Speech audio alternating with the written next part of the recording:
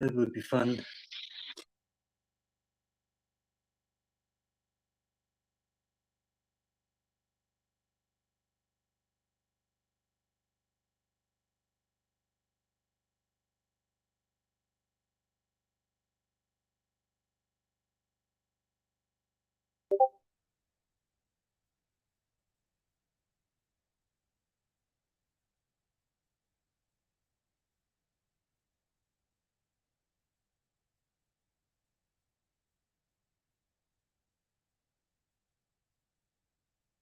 What's up, guys?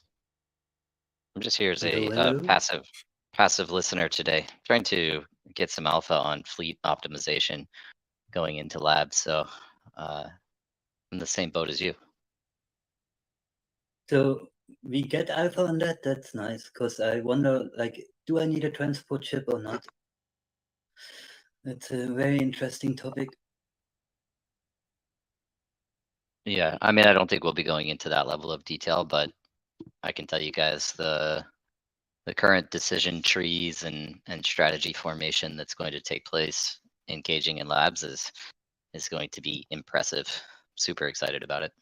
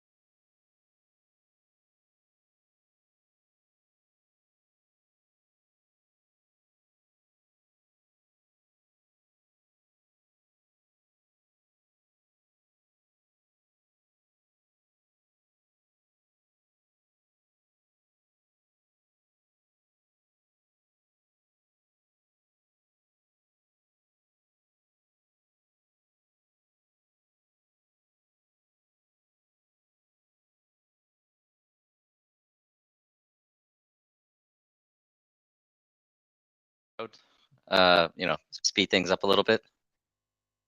Oh wow! hell Someone no. kicked my. Come on, man. This This is guy. the brew, man. You are a This guy's guest so All right, all funny, here. right. this guy. Literally, last comment. Last comment. I'm in the background now. Yeah, you have to be in the background, man. You have to say, you know. If we want to work like that, it has to be like that. But yeah, let me introduce Jose as well. Jose, how are you, man?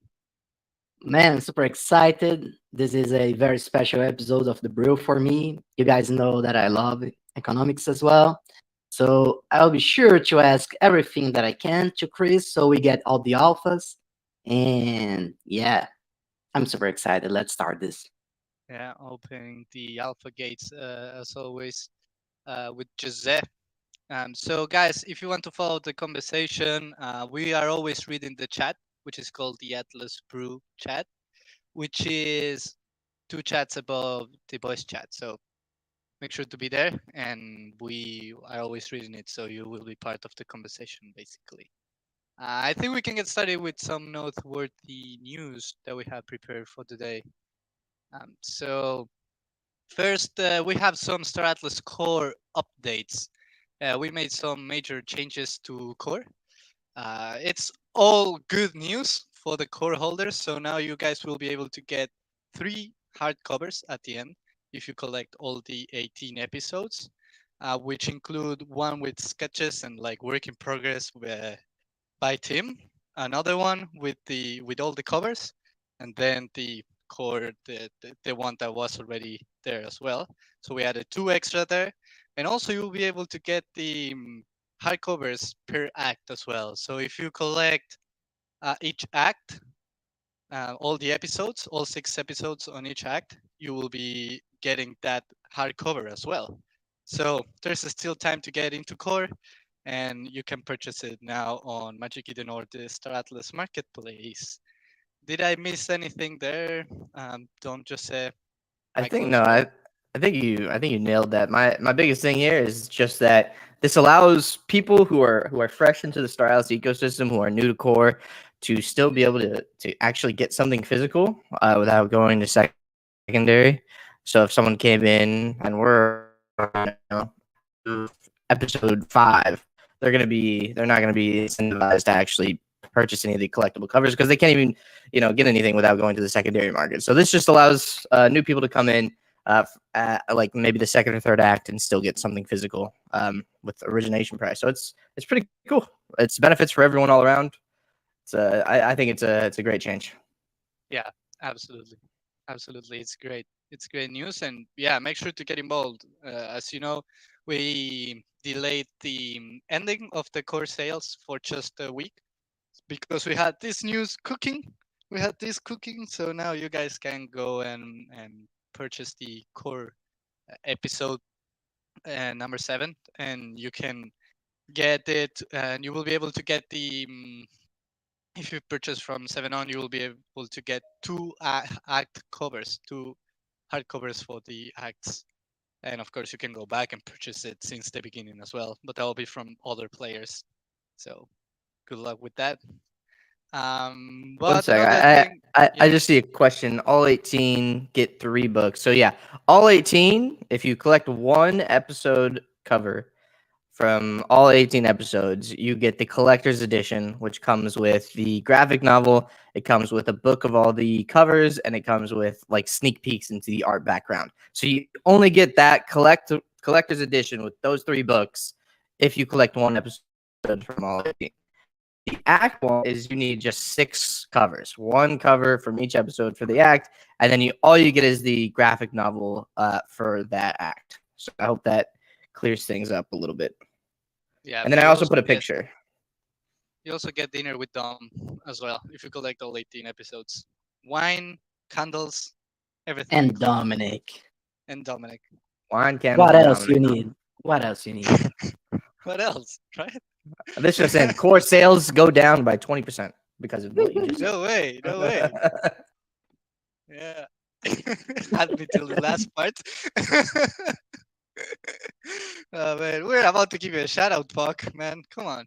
Yeah, Nah, but come on, we Paul. have another noteworthy news is that we dropped some Pierce X4 skins. we dropped some updates for the Pierce X4 skins that are out there in the market already. But they are looking sexy. They are looking really good. No, I'm let me link these. Let me link these. yeah, Uh, those are looking really good. And I don't know, yeah, guys, if you're a holder of them, but I am, and I'm happy with how they are looking. It's which one is your favorite, Jose? Man, it's hard to say, but I really like the color blue. So blue Tigo is has a special place in my heart. Yeah, which one is your favorite, guys, in the chat? I want to see. I want to see which one has the most support. Mine is the Nanobite. Mine is the Nanobite. I'm gonna be honest. That's OG, you know. That's OG. That's certainly OG. Yeah, less supply as well. Oh yeah. wow. Sorry, I'm gonna Yeah. I personally like the FTX one. let me Oh get my Awesome. God. what's going on Man, in this brew today. we should give All Yeah, him right. a yeah. warning, man. Get someone mute this guy. Like, I'm more of a Chad Blue Tigu OG enjoyer myself. I like the Blue Tigu skin. the blue Tigu. Yeah. Like you like the score OG status. Yeah. Yeah. I mean, you That's only got it if you were. It was decently hard to get. So yeah, yeah. It was. It actually was. But yeah, continuing on the noteworthy news, we wanted to give Puck to Parrot a shout out, even though he stole my arc the first time we played together. It's fine. We still love you, Puck. And even though he came spicy to a town hall as well, now that I remember, he was shooting from the hip live on the stage. But we love you still, Puck, and we think that the last video you put out on YouTube is actually very, very cool. And I personally love the concept of like just seeing you speak inside of the ship. Man, that's fantastic. it's one of my favorite videos that I've watched recently. I'm not even gonna lie, because I like to watch everyone's videos. So I clicked on it, I was watching it, and all of a sudden I see Pac bringing up holograms and doing all this stuff, and I'm like, holy shit, what is going on right now? So I mean, I wasn't expecting it. It was really awesome. The video is actually really worth a watch. Definitely go watch it. Yeah, definitely go watch it and subscribe to Puck. It's a fantastic video. Again, like very, very innovative concept. I didn't see anyone doing it before. So we love to see that. We love to see that, Puck. And hopefully more people subscribe to your channel, my friend. Guys, make sure to go and subscribe. We just linked the channel in the Atlas Brew chat. So make sure to go and subscribe, my friends. Then another thing we wanted to mention is Atlas Grace donating the Star Atlas emissions to charity. They donated it. Let me remember the name of the charity. Maybe Dom, you have it closer to you. Variety. Yeah, it's Variety. Variety, the children's charity. Variety. Yeah. So that is awesome to see. Variety basically helps kids living with disability and disadvantages and illnesses. So we wanted to give some love to Atlas Grace for doing that. And anyone can donate to Atlas Grace. What they do is basically they donate every month at the end of the month. They donate the emissions they get from engaging in all the different Star Atlas programs. So they have Atlas stake, they have Police stake, they have the ships in faction fleet. So they donate. I think it's half they reinvest and they compound, and the other half they donate to charity. So anyone who wants to donate to Atlas Grace, I think it's you can do it via atlasgrace.sol as the wallet, and you can get involved in helping charities with the Star Atlas emissions. So it's one of the best initiatives that we have out there in the community, and it's always good to see that it's having a real impact in the world, you know. So big shout out to Atlas Grace. Every time I'm thinking the community's a little too degen, I go to the Atlas Grace for a little daily dose of Good. wholesomeness. Yeah, those are good vibes, you know. Good helping people. We love it. But yeah, just a big shout out to Atlas Grace. And our last but not least is Atlas Theory. who has been putting out consistent content out there. We love everything that you do, Atlas Theory, keeping everyone updated on what's going on with Star Atlas. So definitely one of the best content creators that we have out there. And real OG, I mention it every time we speak with him or we mention Atlas Theory, but he was actually, I think, the first person to make a or the second or first person to make a video on the Star Atlas posters, and I was really surprised because at the moment we just had the posters out. I'm talking April 2021, guys, and we just had the posters out, and it was crazy to see someone like just digging Star Atlas and even going as far as creating content. So yeah, it's been an awesome ride so far, my friend. I agree with that. And well, everyone, make sure to go and subscribe to Atlas Theory, guys. And I see Lloyd in the chat, and Lloyd also he posted that he's having triplets. So congratulations, GG. Lloyd. I'm not GG. sure how you're gonna be able to sleep, my friend. Uh, Lloyd is getting wrecked. They say in the chat. But yeah, congratulations, man. Yeah, man, it's a true blessing, and the Star Atlas community loves you and supports your family. Everything will work out, friend. Yeah, yeah. It's triple the love as well, So congratulations, Lloyd. At about 5 years old, you can put those kids to work in Sage Yeah. to kind of help offset some of the expenses.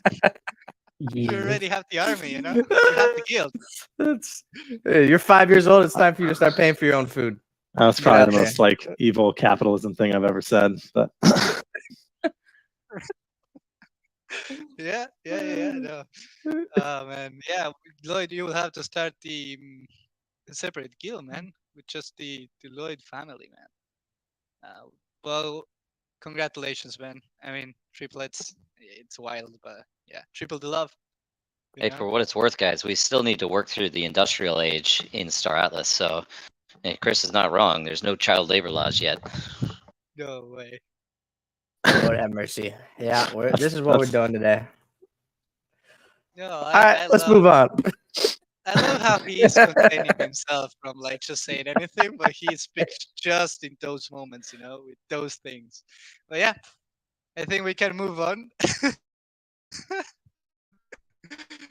But yeah, that's what we had for Noteworthy News. Just checking again. Did I miss anything? Just Dom. Yeah, I think Nope. that's Yeah, everything. I think we should get into the main topic before they kill us. Yeah. So let's get into the main topic. So we have Sage Labs Economics today with Chris. As you know, guys, Chris is our head of game economy at Atlas, and he was down to come here to the brew to help answer some questions and just learn more overall about what Sage Labs is going to be and how it will impact the Star Atlas economy and what is going to be activated and everything. So we'll get into more details now, actually. But first, I don't know who wants to take this one, just in case people don't know. We have new people in the community always, but some people may be wondering what is Sage Labs. So I don't know if just any of you want to take it. Yeah, so Stage Labs is basically a limited UI version of which is action crafting. If I had to give you like a one sentence or less explainer of what Sage Labs is, but I mean we have Michael here. Michael, you're a good salesman. Tell me what Sage Labs is, please. Oh, now you guys need my support. Okay. Yeah, man. Yeah, well, Sage, start with what is Sage? Star Atlas Golden Era. That's the browser-based application, the web end for all things Star Atlas. I always like to point out that one of the cool things about the way that we're building our game architecture, living on this blockchain, means that we actually have the possibility in the future to synchronize activities regardless of the environment you're interacting in. So, you could on mobile doing something, you can be in the browser-based application doing something, you could be in Unreal Engine doing something, and to the extent that they're all calling on the same gameplay mechanics on chain, you'll actually see that game state replicated across all. So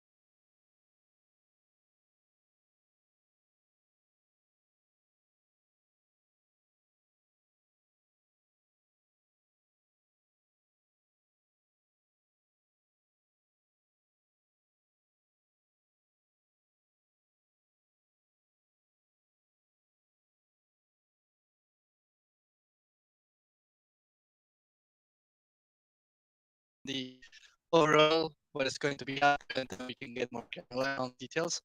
But do you think you could list to us what economic features are going to be implemented into Sage Labs? Yeah. So pretty much every single gameplay mechanic in Sage Labs is an economic mechanic as well. So I'm just going to kind of go over what a day in the life of somebody in Sage Labs looks like. They start off at a starbase and they compile their fleet. The fleet's going to be composed of a bunch of different ships. Now, the ships they decide to use are going to determine their success in the economy. For example, if you use a bunch of ships that aren't optimized for mining or aren't optimized for crafting, you're not going to have as good of a result as somebody who's put together a fleet that is optimized for that. So you get your fleet together and you leave the starbase to go explore the galaxy. There are asteroids that are scattered throughout the galaxy that have assets on them. We call them resources, or R20. In this release, they're actually only going to be 9, so we've been calling them R9. So the basic building blocks of the economy, and there are 9 of them. So players are going to go out and they're going to find asteroids. When they travel, they're burning R4, which is actually a crafted asset. We all know about R4, or at least people who are familiar with the Star Atlas ecosystem are familiar with the R4. These are the basic kind of consumed assets in order to get your ship from one place to another or to operate your ship. So right now, you could just think of this as fuel. Now, one of the R4 happens to be fuel, so that's a little bit confusing. The R4 are food, fuel, toolkits, and ammo. In Sage Labs, only 3 of those are actually going to be used in the economy. Only 3 of those are going to be burned when you're doing stuff in the economy. We're not going to have toolkits in the economy because ships can't be destroyed, ships can't take damage because we don't have the combat loop in Sage Labs. Sage Labs comes from REC, and REC is REC, which stands for resource extraction and crafting. So you're traveling through the galaxy to do this resource extraction and crafting loop, and you're spending R4 in order to do that. So when you're traveling, you're spending fuel. You're going to have some burn rate for fuel on ship as you travel the galaxy. The farther away you get from your starting point, the base, the star base, the better materials you're going to find. And you're going to find more plentiful materials as well. But you have to spend fuel to get there. So you got to have fuel in the tank in order to get to a location. Once you're at that location, you start to mine the spot. Now you have a couple of options at most asteroids. You can mine, maybe you'll have two different options of mining. Maybe there's some biomass and some luminite. You have to decide, do I want to start mining biomass or do I want to start mining luminite? Once you start that mining process, you're going to start burning through ammo and food. Those are the two main R4 assets that are burned for the mining action. Interestingly, these are also some of the assets that are going to be burnt when you're doing combat in another release of Sage. So you're extracting a basic resource from an asteroid with your ship. You're consuming ammo and food at a steady rate, a per second rate. Once you've filled up your cargo space with whatever you're mining, now you could mine a little bit of this, go over to a different asteroid, mine a little bit of that. You don't have to just choose one asset. I mean, and this is one of the very cool, high fidelity things about the Sage Labs release that I don't think a lot of people quite realize how big this is in blockchain gaming. You have the ability to interrupt processes, move from one place to another. I mean, you think about some of the more sophisticated, fully on-chain games out there that have an economic loop. There's actually not a lot of choice that you have.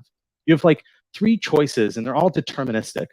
In Sage Labs, you have the ability to show up to an asteroid surface, mine some resource, quit mining that resource, move to a different planet, mine a different resource.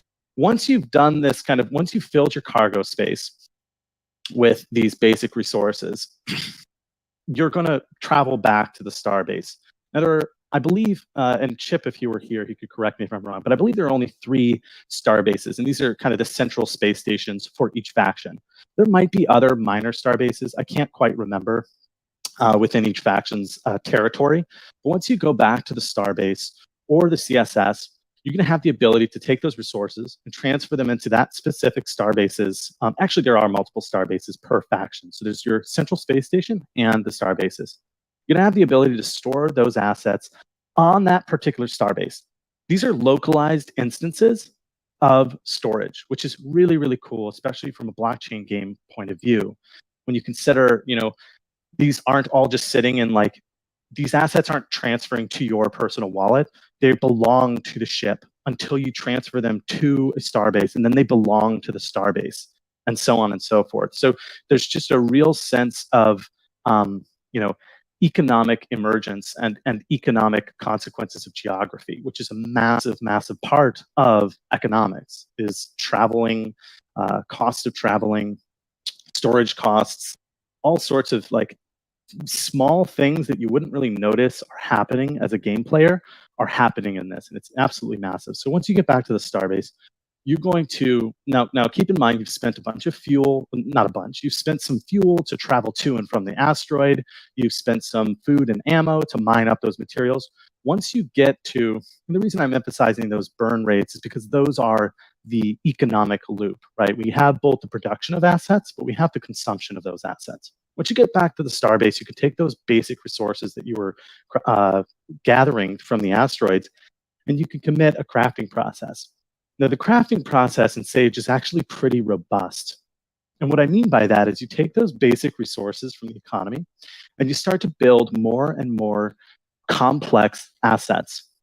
So let's say you have a bunch of biomass. You can take that and you can convert it into, you can craft it into food. That's great because it takes food to mine. So I need some food in order to mine. So I'm going to go out, I'm going to get some biomass. I'm going to convert that back into food, and I'm going to have my food, kind of operation finished. I can also take a whole bunch of other building blocks of the economy to create non-R4 assets. So these crafts are things like radiation absorbers, particle accelerators, frameworks, crystal lattice. These are different assets in our economy that you can build from the basic building blocks. And what's really, really cool is we have actually multi-layered crafting system. So you could take a basic resource and convert it into a crafted asset, and that crafted asset can be used again in another crafting protocol.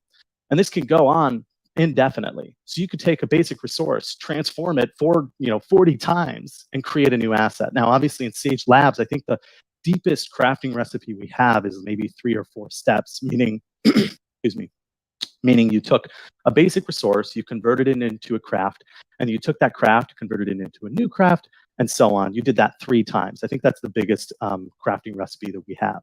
But in the future, we have the ability to introduce the crafting of all sorts of interesting and extremely valuable assets. And those crafting recipes are going to have many, many layers that could have 10 steps, for example. Each of these crafting recipes has an associated value to it.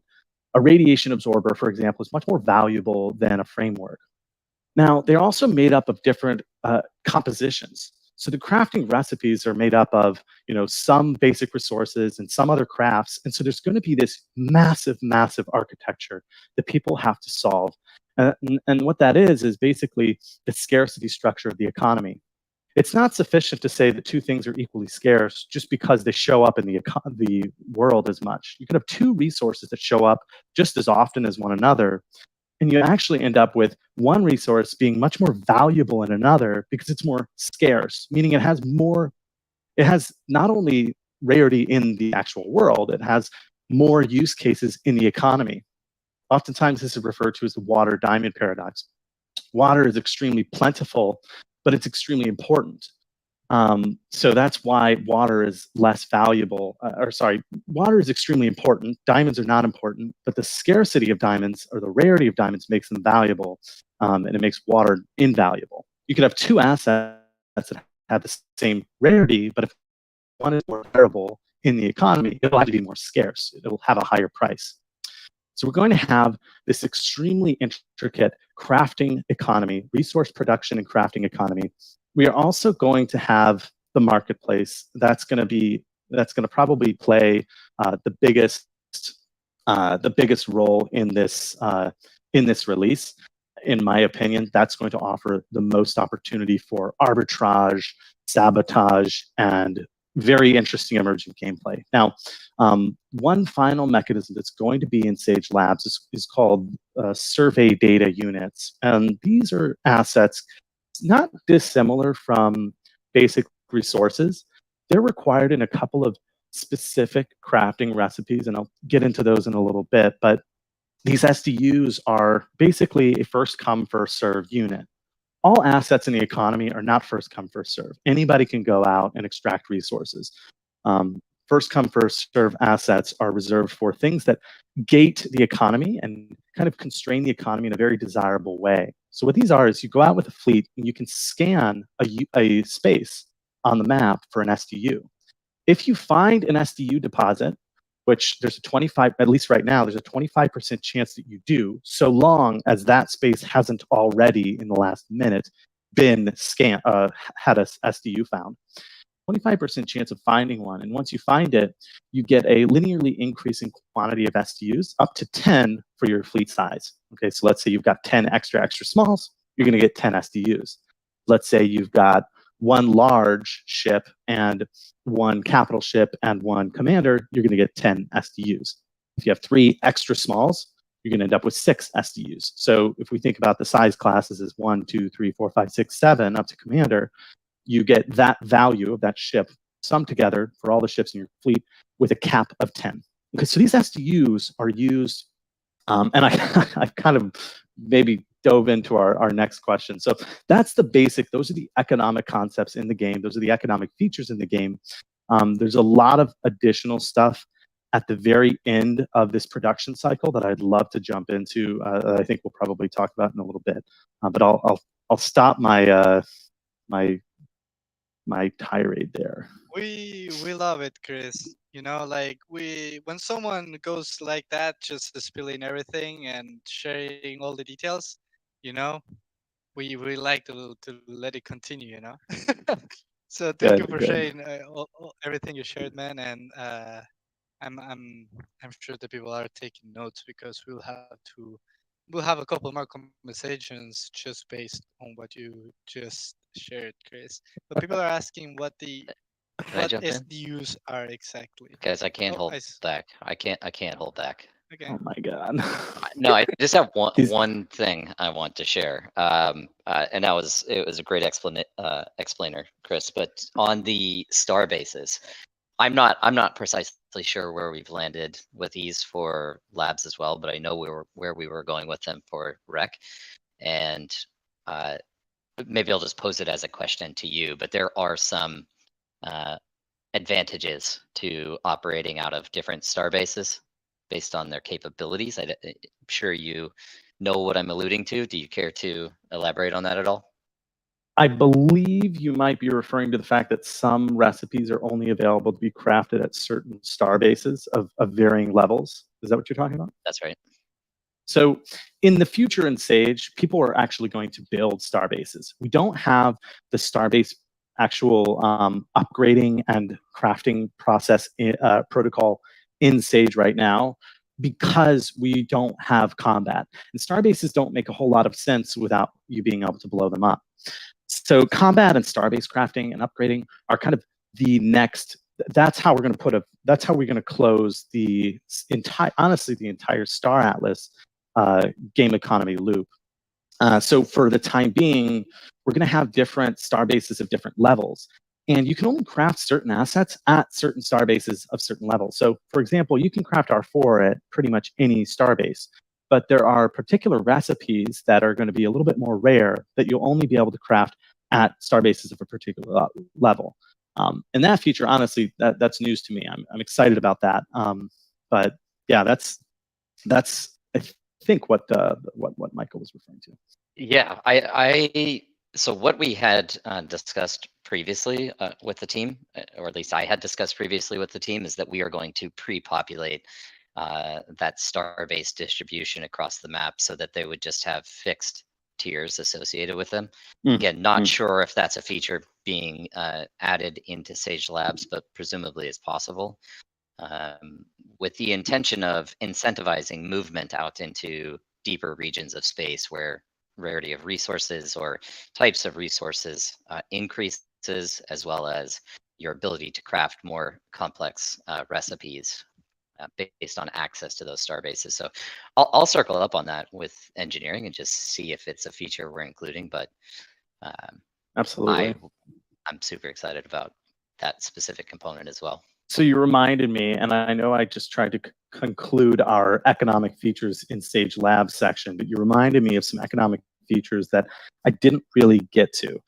So first of all, I haven't gotten to kind of the end game of the economic loop, and I don't plan to get to that until the next section of this conversation because I think there's a lot to unpack there. I don't want to go into it yet, but another economic feature that we do have is Atlas syncs. And I'm very excited about this because it's the first opportunity for us to introduce. There's going to be huge utility for the Atlas currency when Sage comes out, just purely through the exchange and the secondary marketplace exchange of assets from Sage. That's just going to be a huge added boon to Atlas as a currency. Now, additionally, we're going to have crafting fees, which are very small. So don't worry about it. It's not like we're doing anything crazy. These crafting fees are essentially placeholders for what is eventually going to be a DAO and player-run economy loop where players are able to charge other players a fee for using facilities. Now, right now, this is a very small nominal fee or a very small percentage fee of each crafting recipe. And that fee goes to all of I should emphasize, the gameplay Atlas fees go to the DAO. Okay, so you're gonna be charged some tiny fee, Atlas fee, for every crafting recipe.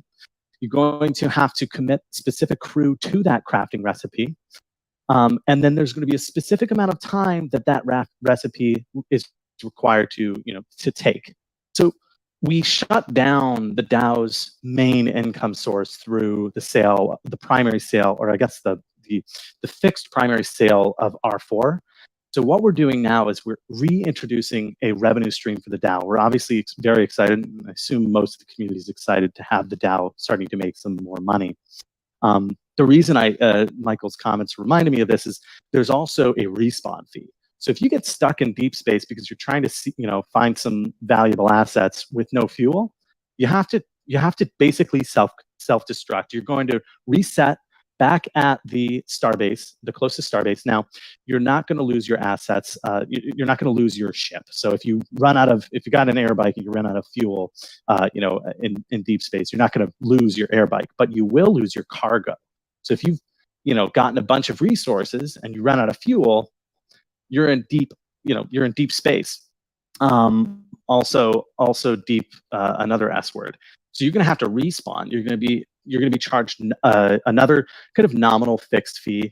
We want to eventually have this fee, and this fee goes to the DAO. We want to have this fee kind of vary by the actual fleet itself. It costs a lot more to get towed, have your giant commander towed back to a space station than it does to have a small X4 get towed back to the space station, for example. But for now, this is just a small nominal fee, a small flat fee. Okay, so we've got those fees instituted in the economy. We've got the crafting loop. We know what the inputs are there.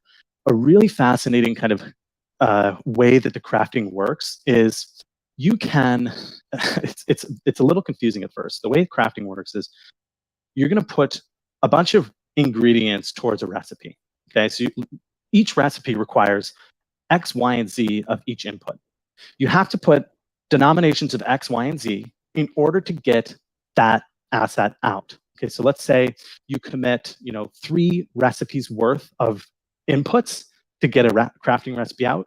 You're going to get 3 crafting. You're going to get 3 of the crafts out. So a really simple example here is R4. If I put 3 biomass in the crafting protocol along with 1 crew member, you have to have 1 crew member per craft. There's always 1 crew member per craft. I put 1 crew member in, I put 3 biomass in, I'm going to get, because of the way the crafting recipe works out, I'm going to get 3 food in exchange. Now, for different R4, that input-output is a different ratio. But for food, it's really straightforward. 1 biomass equals 1 food. So I put in 100 biomass, I'm going to get 100 food out. However, each food takes a specific amount of time to craft. So if I put in 100 food, that takes 100 seconds, at least right now at current numbers. And I'm throwing out some numbers. I just want everybody to know these are all subject to change through balancing and testing. And even once the community gets into actually play stage labs, we're going to try and fine tune this economy so that it's fun from a game design perspective, but also sustainable from an economic perspective, right? If food is too cheap or too expensive to make, we're going to adjust that to try and make it right. So don't glue yourselves to these values too much. But for example, it's going to take you 100 seconds to craft those 100 food. Now, if you commit 100 crew to that process, you're going to craft 100 food in 1 second. So each crew actually divides the amount of time that it takes to craft something down. So if you want to go fast, you're going to need crew. But if you have your crew committed to crafting recipes, you can't have your crew out in space mining.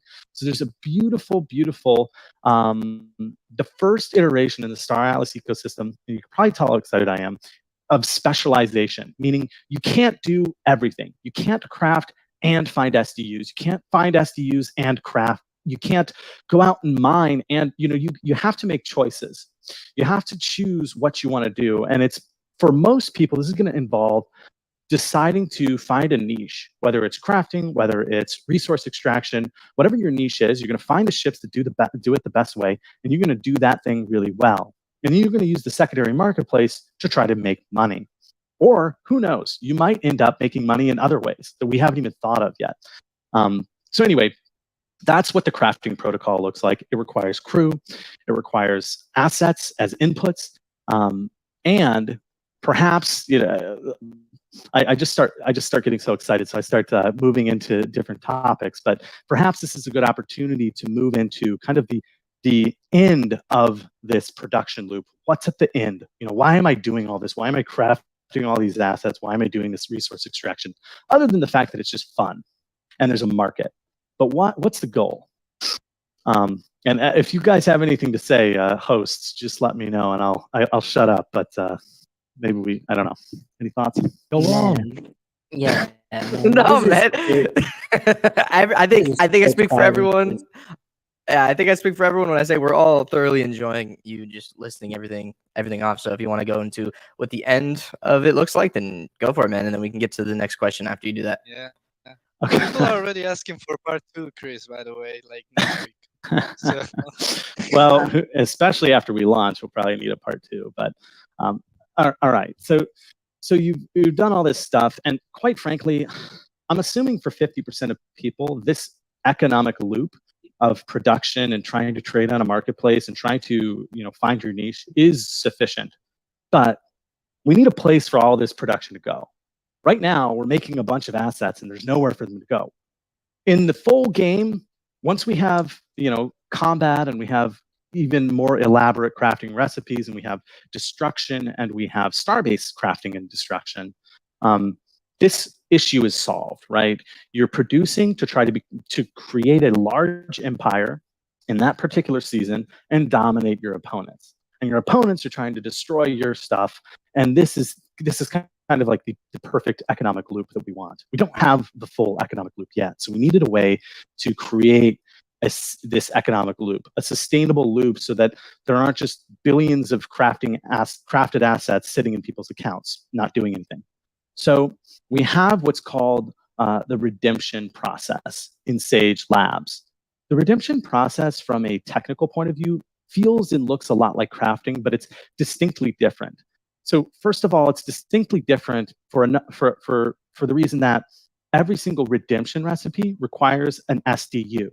Now, I talked about finding SDUs, but I hadn't talked about using SDUs. SDUs are required in some quantity in order to redeem in Sage Labs. Now, what is redeeming? Redeeming is basically, we have I don't want to call it a prize pool, but a loot distribution for Sage Labs. And we've decided to throw $300,000 worth of VWAP into that loot distribution.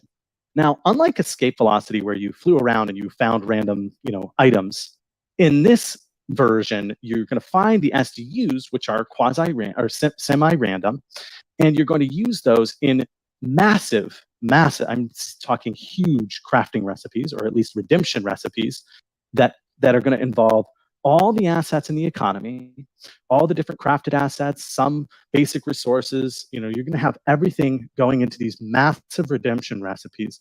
And the redemption recipes result in actual Star Atlas NFTs, things that you know and love, things like CSS land plots, claim stakes, ships. So all of these things that have use cases outside of Sage and in Score, for example, or just have value to our players, you're going to be able to redeem those through the redemption process. Now, a redemption recipe, like I said, it looks like a normal recipe, except the numbers are going to be much bigger. So it might take 6 iron and 4 frameworks to create, a radiation absorber. And I just made those up. That's not what the crafting recipe for a radiation absorber looks like. But it's going to take 10,000 radiation absorbers and 4,200, frameworks. It's just a ridiculous amount to redeem assets. And you need the SDUs. So the SDUs are a very creative way for the economics team to essentially limit the total quantity of this stuff that it's emitting. We want to reward people for their time in the game, but we don't want to, completely flood our market with valuable NFTs, because that's going to reduce, that's going to increase the supply at zero cost to the players. And it's potentially going to put buy pressure onto the marketplace. So we want to reward players for their time in Sage with the assets that they know and love already, and assets I will mention that can be used in our showroom. So that's a really cool kind of feature. So I've talked about kind of this redemption process. It looks very similar to a crafting recipe, where you have a bunch of inputs that you've crafted, and you have some SDUs, quite a few SDUs, and you're going to craft those assets. Now, here's the thing. There's an implied, I don't want to call it a wage, but there's an implied kind of return to time of VWAP. So if you think about the value of a ship and how much you would pay on primary, there's an implied per minute or per second value of your time. for crafting NFTs, ships, CSS plots, stuff like this. Another alternative option in the redemption pool is something called golden tickets. And I'm completely destroying our script for this show because this is one of the topics. But a golden ticket is a very, very cool thing. It makes, I don't know how familiar people are with Heist, which is kind of this like monkey, like, I don't know, gambling they are thing. familiar. Don't worry. Oh, Don't worry. They are it familiar. makes Heist look like child's play. The way a golden ticket works is players can redeem for golden tickets. You can redeem for ships. You can redeem for, you know, whatever you have in that redemption pool. But you can also, in that redemption pool, is a golden ticket. A golden ticket is kind of cool. Its recipe consists of every single crafted asset in the game. So I think there are like 18 of them. So there's a massive, a very wide recipe required to create a golden ticket, including SDUs. A golden ticket is essentially a raffle ticket. And that goes towards a raffle that we're going to do every single week. And I know Michael has talked about this in the past, but I'm going to give you guys some of the more nuanced mechanics for how this is going to work. Because he hasn't interrupted me yet, so might as well get as much alpha out as I can before he stops me. So the prize pool or the lottery, or that's probably horrible words, and if Dan Park were here, he'd freak out on me. The the loot that we've set aside for each of these weekly drawings for the golden tickets is $150,000 of VWAP of Star Atlas products. You can craft a golden ticket in Sage.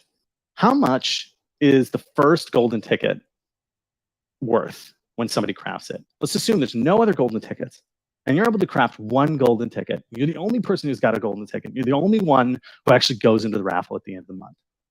Well, your golden ticket is worth $150,000. What about the second one?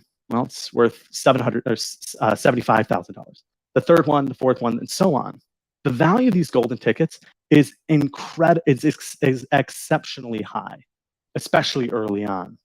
Now, as people are able to craft more and more of these tickets, the value of the additional ticket, the marginal value of a ticket, is going down. But I can assure you, the value of a golden ticket. So if you put an hour of your time towards golden tickets and an hour of your time towards the like redeemed ships or redeemed CSS plots, etc., you're almost always going to have a higher return in expectation for the golden tickets. Now, why did I say in expectation? Because it's a raffle. So there's a super high payoff, but there's a huge variance. So there's a high expected payoff with a lot of risk or variance involved. So it's like the classic, would you rather have $100 right now or a 1% chance at $1 million? You look at those two things and you say, well, the $100 is worth less in expectation than a 1% chance at $1 million. A 1% chance at $1 million has an expected value of $1,000. Wait, did I do that right? Of $10,000, sorry. And $100 is a tenth of that. But you know that you only have a 1% chance at it. It's a high expected payoff, but it's not very consistent. It's not guaranteed. So players have to make the excruciating decision of going with a risky but super high value route to production to finish off their production loop, or a relatively lower value process to convert for a ship. But that lower value is consistent. It's guaranteed. So do you want $1, 100%, or do you want $1,000 with 1%? That's kind of the very, very cool final, the final gameplay mechanic / economic loop that we've incorporated. And the golden ticket idea, was since Michael can't talk right now, it's completely my idea. He had nothing to do with it. All so right, I'll that's take enough. 100% No, it's a fantastic way to finish off this loop, and it really goes to show just how Michael has just this incredible mind to come up with just these really cool and interesting problems for players to solve. And so it's been a lot of fun to build that and to make the numbers. We were going over the final numbers today, and I think both of us got very excited thinking about how difficult this decision is going to be for players. I do want to Yeah. jump in. So beautiful description. Definitely gets into the nuance of game theory and in this decision-making tree. I want to mention a couple of things because I saw a few questions coming through. So just to be clear, this is intended to run over a multi-week period. As it stands today, we have this allocated out over 8 weeks, and each week is $150,000. So it's $1.2 million total in VWAP of assets that would go out over 8 weeks. Your golden ticket is only redeemable in the week that you submit your ticket, but it is your option. You don't, just because you craft it in a week doesn't mean you have to enter it into the drawing for that week. So you can save up, you can you can wait for a time where maybe there's less tickets that are included in the raffle, increasing your probability of getting selected. This is not a single item per raffle. We will have a sizable loot pool that will consist of capital ships, periodically a commander ship, and then a bunch of assets that are lower VWAP. And so I don't know where we're going to land specifically on the numbers, and it will change week to week. But you could see 100 of these golden tickets getting selected in any given week, and that might mean that you win an air bike, or it might mean that you win the commander ship. Two other points here is one, the golden tickets are also going to be tradable on the marketplace. So your strategy could just be to craft golden tickets and sell those to other players who want to participate in these raffles. And then the third thing here, this is a little bit of a shill off of the econ topic, but we've talked a bit about the StarPath V2 with the BuddyLink integration. This is the referral system coming back online. I'm also extremely excited about the prospects of this. There's really 3 components to it. I'm going to be very brief here, just given it's off topic, but the referral system is Web3 based now, and the way it's working is any referral that you make that makes a purchase on the marketplace, and this could be between primary or secondary market, you will get 25% of the value of that transaction that flows into Automata. Now on primary markets, simple math, let's say you refer someone, they make a purchase of a $10,000 ship, you get 25% of that, you get $2,500.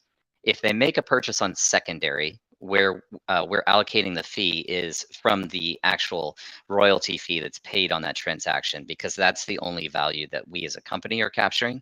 So you would get 25% of our 4% fee, or if that's discounted back based on somebody's Atlas Locker participation on the DAO site on Govern, then you would get 25% of whatever the net is. And there's the third component of this is that golden tickets are going to be distributed for participation in the referral system as well. And so for every $500 that one of your referees transacts on the marketplace, you'll be awarded with 1 golden ticket as well. So there's another option to participate in that raffle system.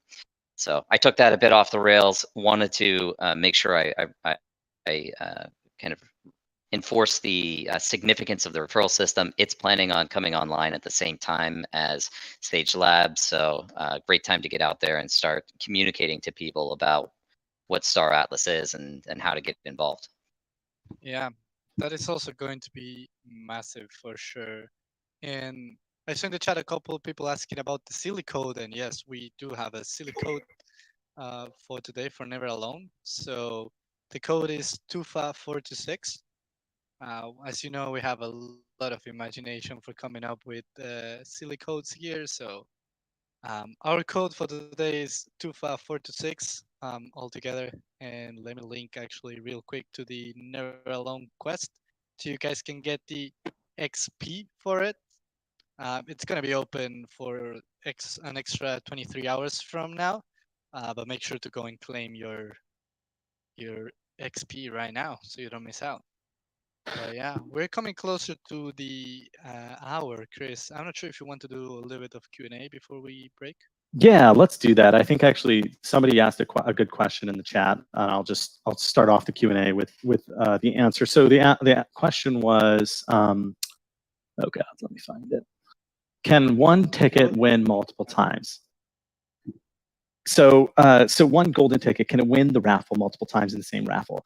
The answer to this is, can one single ticket win multiple times? No. So when I was giving that one example of 1, 2, 3, 4, that was obviously simplified, but we're still hashing out the very excruciating details for this raffle.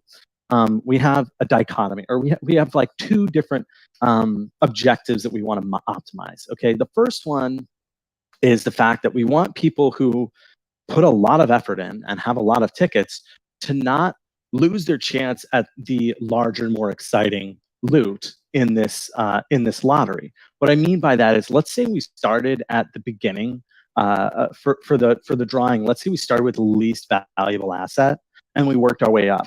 And let's also say that we said, okay, if you get drawn, you can't get drawn again. Well, that sucks, because as the biggest contributor of the golden tickets, you actually have the highest chance of getting the shittiest prize and the lowest chance and a lower chance of getting a good prize, which is kind of counterintuitive. Now, on the other side of that, the other objective that we want to kind of balance here is the fact that the little person needs some chance, right?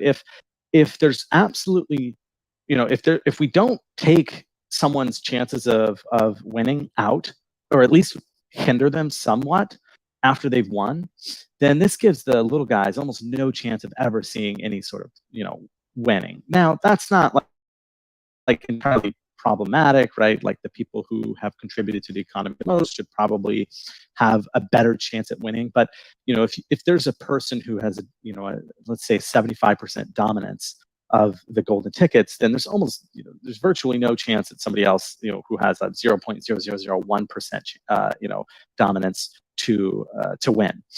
So we're kind of trying to balance this issue of like giving the small guy at least a sense of hey, I could win even with this one ticket. Now, that's true if we don't do anything at all. That's still true. There's still a chance that a small guy could win, while also giving the big guy an incentive to stick around, right? If I know I'm just going to win an air bike and then be taken out of the drawing, that is no good. So it's kind of an interesting mechanic that we need to play with. There's a solution here, and I'm pretty confident that we'll find it. But yeah, that's where our line of thinking is right now. Also, just worth noting, though, that any tickets that you do submit for the weekly drawing will be burned at the end of that drawing. You do not get them refunded to you for future drawings. So you have the choice of when you submit that ticket. If it's not selected, it is gone, and you would just need to craft more for subsequent weeks. Yeah, that's a great point, and that's why I love this mechanic so much. It really takes like the culmination of the production economy, and it gives people a very, very exciting kind of like bombastic conclusion, and then everything gets deleted. It's like a perfect reset. So I'm really, really excited to see how people interact with this mechanic and see what the decisions they make are around, do I build a golden ticket, or do I redeem a golden ticket, or do I redeem another asset? I just want to let the record show that we had multiple questions today, and we got through one with Chris. So I guess that's just how rich the economy is. No, I told you guys, I said, fair warning, I might answer all 5 questions after question 1 is asked. So no, that's fair, man. I'm just saying the economy is rich, man, and I think we're definitely gonna need a part 2, maybe even a part 3, man. Like, people love you. You have the information. We got to make it happen. yeah, We should have we didn't. time for a few more questions, maybe. Yeah, I'd love to answer a few more questions. So I use my privilege as a host to ask one of mine. So one thing that I was thinking about the future is that those components that we are talking about like the radiation particles and things like that, they will be usable in the future gameplay loops of Sage. Is that correct? All of the things that you're crafting, like the crafted components, a part of Yeah. crafting recipes. Yeah, those are all persistent assets, and that's why we needed some sort of end to the production loop, right? We didn't want to start the stage, like star-based crafting economy and the combat economy with like a billion units of, I don't know, the frameworks outstanding, because that would just kind of cause some issues with the transition from the pure kind of production side to the actual consumption side. So yeah, we have some consumption in Sage Labs. We have actually quite a bit of consumption in terms of R4 and in terms of Atlas. But we don't actually have a ton of those resources or those crafted assets have no place to go. So that's how we kind of ameliorate that concern, is we implement this redemption process. That was the answer. Yeah, but you would say that's a fair strategy for a guild, for example, if they want to hoard those assets for 100%. Right? So, I mean, this gets into one of the big points that I wanted to talk about today, and I think we'll probably just have to put it on a different brew, is emergent gameplay. I think half the people who are here probably have heard of EVE Online, if not more. And I think one of the big things about EVE Online that everybody loves is emergent gameplay. The entire story of EVE, all the lore, was basically created by their players. Like some of the greatest heists and robberies and treacheries in EVE Online happened just because players were doing crazy stuff. And I fully anticipate that new careers and new gameplay loops or economy loops will emerge from the release of labs that we did not plan. And I won't go into what I think those could be, but we'll find out soon enough. Hey, I just want to get back to golden tickets real quick. Not to diminish your question, Jose. It was a good question, man. No problem. Just Chris, there's like one piece of alpha that I think might be fun to share right now, just so people get a sense of the maximum potential based on the simulations of golden ticket crafting. I'll let you share the precise number that we ran through this morning. But do you want to just share with people how many we anticipate being possible to be crafted on a weekly basis? Yes. If I didn't have so much sensitive information on my screen, I would share the actual raw code, but that would be too dangerous. So basically, the raw output. So we have, I've been doing a lot of simulations and estimation for what the Sage economy will look like, given what we saw in escape velocity and the composition of fleets and score. So I've combined data from score and data from escape velocity to run a simulation about what Sage Labs is going to look like.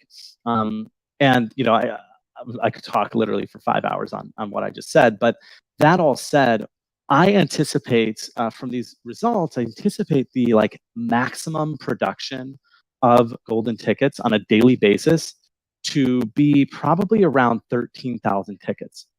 Now, if you know the value of the prize, the value of the loot pool for golden tickets, and you know kind of roughly how many days it runs for, 7 days, and you know kind of roughly how many tickets can be crafted, you can do some work, some very easy work to figure out how many tickets what is the value of a ticket for however many tickets are in the pool. So what's the additional value of me producing a ticket conditional on X number of tickets being out there? And there's some smart people in our community, so I'm not going to say much more than that. They can figure it out. But note that from my kind of cursory simulations, and all these numbers are subject to change, but we really like this number, 13,000 golden tickets per day at kind of a maximum. That's like what I anticipate the maxed out production to look like. Because remember, for every golden ticket you produce, you didn't produce R4 and you didn't produce anything else. So there's huge consequences and trade-offs to be had. So you need to make a decision. Do I want to create this golden ticket, or do I want to create a thimble air bike? Obviously, it's not one-to-one, but that's kind of the question that players have to ask themselves. And also, I think worth emphasizing here that the maximum production rate assumes that every other resource, component, recipe is sacrificed. So that means like nobody's producing R4, nobody's using components in any other formula, nobody's using these components for the fixed redemptions. That's like if everyone is all in on producing golden tickets, that's a maximum, right? Yeah, pretty much. And there are some other assumptions. It's a little bit more nuanced than that, but I think that's a fair number to share with the community. You could go bigger than that, but I really don't think, with a pirate guild out there, I don't think we're gonna like see a huge amount of collaboration. I think we're gonna see people hoarding, which is gonna end up making the value of all of the crafted assets just go up higher and higher. So it's going to be very interesting to see how things hash out, or how they shake out. But yeah, I know we're like way over. I don't know if you guys have anything else. If we want to cover one more question, or if we want to just call it there. Yeah, I saw one question that Puck had. He asked if the resources are sellable on the market.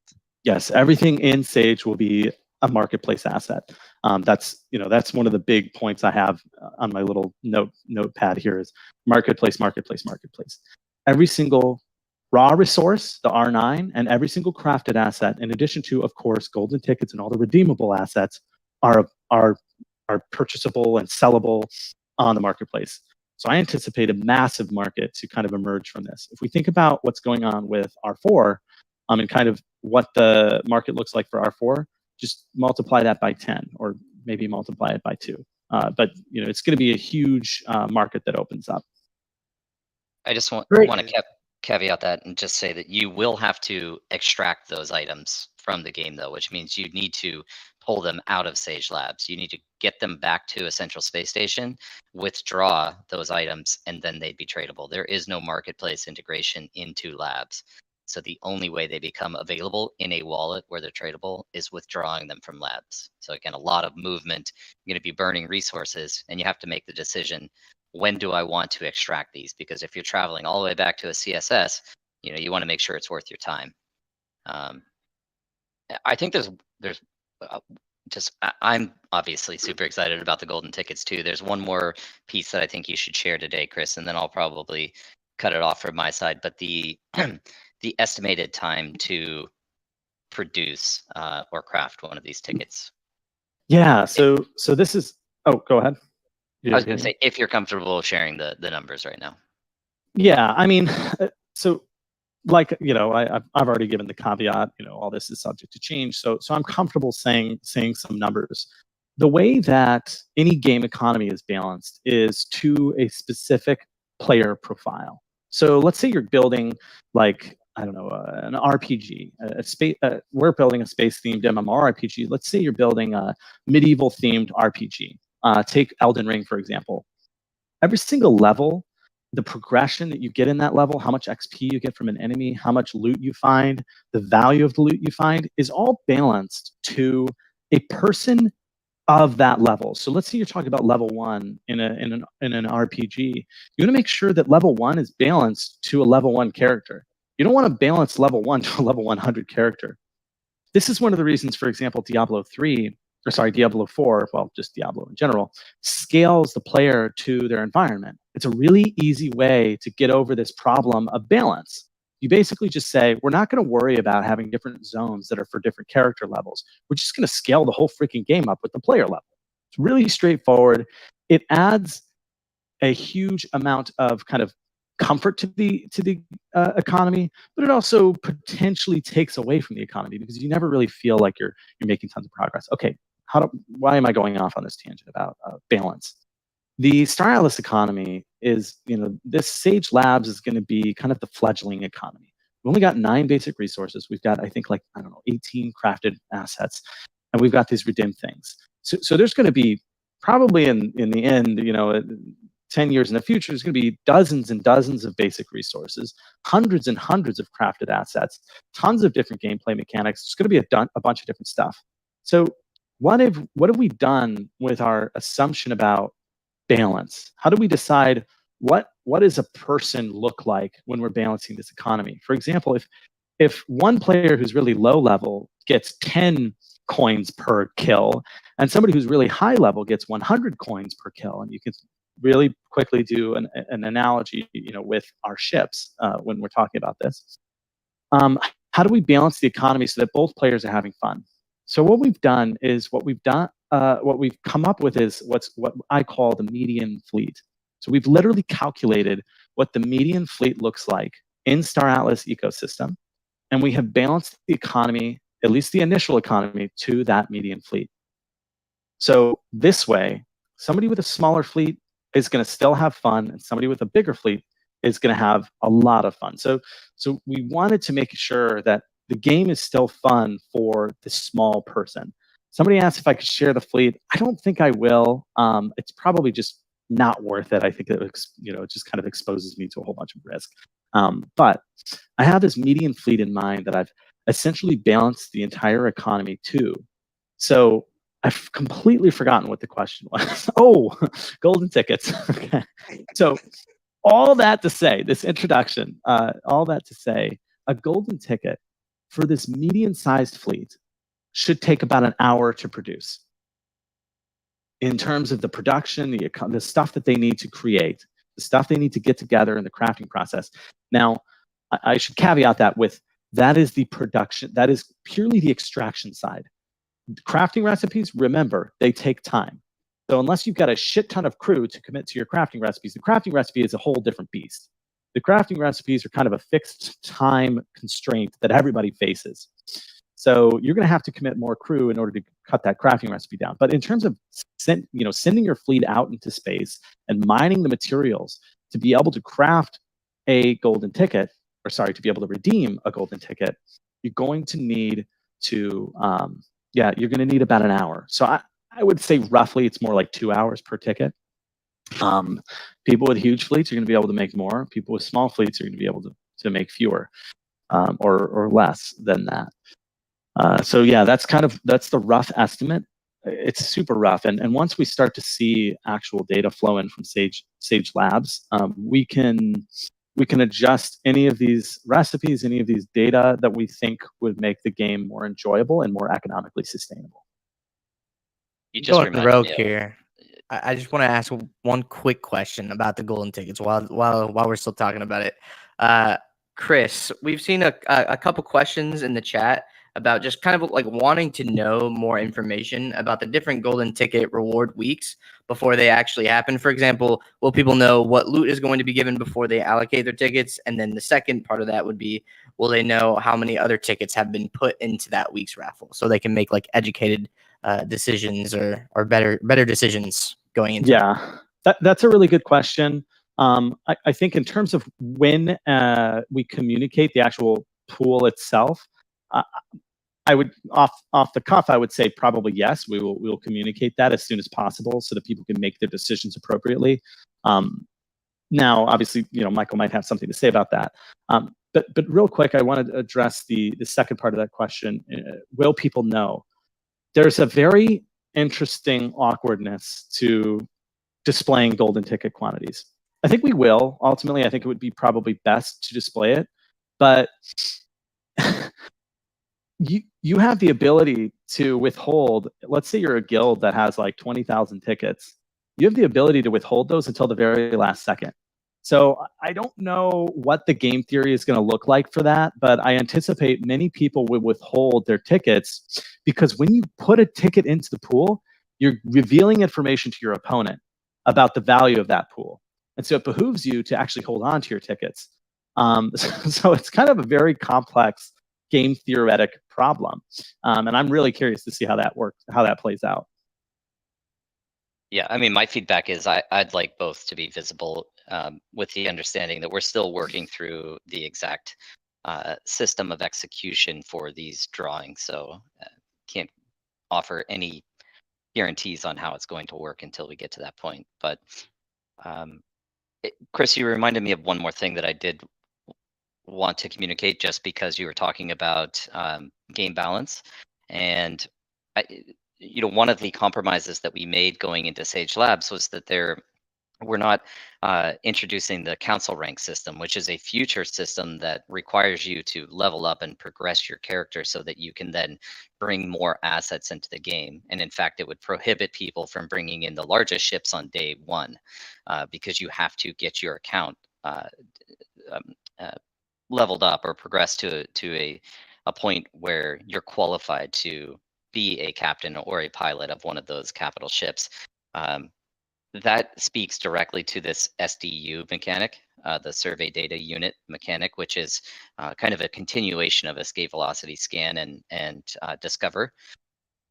So this, I would categorize this as pretty heavy in the alpha department as well. But the reason we wanted to bring the SDUs into the game is it actually provides a pretty valuable opportunity for people with smaller fleets.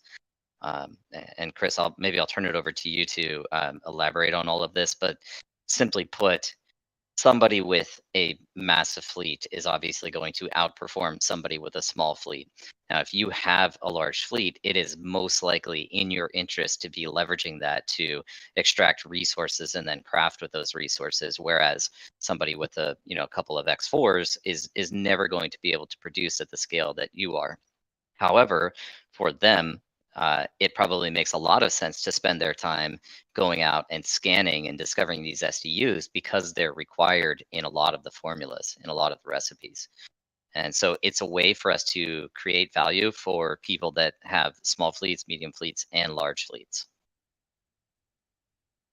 Yeah, I mean, you pretty much said it all there, Michael. One tiny bit of, I guess, more alpha. We have a couple of levers associated with SDUs. One of them is that timer that I had kind of talked about. Like if an SDU has been discovered in this location within X amount of time, you cannot discover an SDU there. And that amount of time right now is set to 2 minutes. Now, the other levers are a fixed quantity of SDUs can be spawned every specific time period. I won't share the time period and I won't share the quantity, but we have the same exact logic in place for escape velocity. Now, we didn't end up, this was never really a threat for us. In escape velocity, we had a hard cap and we never reached it. We never even came close. So that hard cap is a way for us to essentially control how much of these things are actually being emitted into the ecosystem. SDUs are going to be extremely valuable because they're used in the entire redemption process, and they're kind of they're ubiquitous. They're in every single redemption recipe, whereas most redemption recipes differ. So, like the redemption recipe for an X4 is completely different than the redemption recipe for a MUD CSS Tier 1, for example. So that's why SDUs, I think, are going to be very valuable. They're also going to be limited in quantity because of this kind of gating mechanism. And it'll be really interesting to see how we end up pushing up against those hard caps. Chris, let me piggyback on the SDU discussion. This is also something to incentivize people to explore the Sage Labs galaxy, right? How big is Sage Labs compared to EV, for example? Like, how long would it take, more or less, for someone to traverse the whole galaxy? You know how many systems there will be, something like this, that you could share with us today? That is a really good question. So in terms of the size, in terms of the actual number of units, number of locations you could be, this is the same as escape velocity. The number of systems and the number of locations where you can mine, it's far lower than the number of spaces. So there's not going to be a mining spot in every single space on the map. You're going to have to traverse multiple spaces to get to those spots.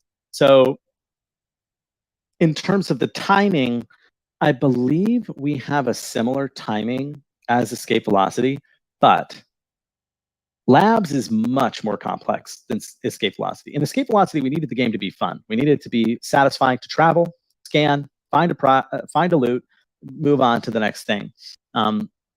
In Labs, people are going to be having, I assume people are going to have multiple, operations going on. They're going to be, somebody's going to be doing a crafting protocol at a starbase, and they're also going to be flying around with their ship. There's going to be a lot to do. So there's a possible, this timing thing is definitely highly subject to change. But I think for the time being, it's the same as it was in Escape Velocity, and they're the same number of spaces. Just a completely, totally different number of actual locations where you could mine, for example, and far even fewer star bases. Awesome. I see a question. I think it's. Oh, sorry. Go ahead. Yeah, I just wanted to ask Jose if he can drop a couple names of the star bases or planets. Man. Yeah, I was going to say Jose probably knows better than I do. Yeah, man, there will be lots of, I guess. Well, I'll talk about the star sectors, which are, I think it's more important for Sage Labs at this moment. We have 51 different systems, and every single one of them will have their own story and lore. So if you are someone that enjoys the Staratus lore, you can also learn a lot about our universe from just traveling across the galaxy and learning about all the systems. And maybe you are one data runner that's just looking for SDU. So yeah, that's also a viable gameplay path, in my opinion. Right, Chris? Yeah, I mean, I think especially for people with, we don't know what the actual like market prices are gonna shake out to be, but if I had to just take a wild guess, I would guess that SDUs are going to be pretty valuable on the secondary, because it's not necessarily super fun for somebody with a huge rig. Like if I've got an Armstrong tap, like I don't want to use that to find SDUs. Trust me, I do not want to use that to find SDUs. I want to use that thing to do what it was designed for, extracting resources. So, you know, I think that it's going to be probably I would assume it's going to be a smaller kind of subset of players who decide to take on the data running or the SDU finding career. And I don't know. I think that for those smaller fleets, it could be more worthwhile to go extract SDUs, find SDUs, than it is to actually extract resources. We'll see how the market shakes out, though. Man, this opens up so much, so many options and so many trade-offs in game theory. I'm super excited, guys. That's why I have been hyping everyone every day on the chat on Discord. Now you know everything. I don't think we know everything, right, Chris? No, we need Oh, part no. 2, 3, 4, and 5. No, we Guys, look forward to definitely that. don't know everything, and we're like 30 minutes over. So I want to keep talking, but you know, people have lives. Let's get you on a part 2, Chris. All I right. think it's a good moment to stop here, and we'll get you on a part 2. Yeah, Cool let's with do it. Sweet. That's awesome. That's I awesome. might join So that yeah, one too. guys. I don't know. We'll see. Jesus. We Yeah. just Alright. invited Chris. We just Yeah, man, invited you are not Yeah, what are excited. you talking about, man? Yeah. Oh, I see I'm not welcome here. Nah, we love you, man. F in the chat if you don't want me on the next brew community. You're like a parent. It's like the second the parent is invited to the cool, like, you know, I don't know, skate park. Okay, I'm hitting that part of the day when my analogies just go. Well, the cheese, the rat and cheese. Woo! Anyway, no, you're welcome to come, Michael.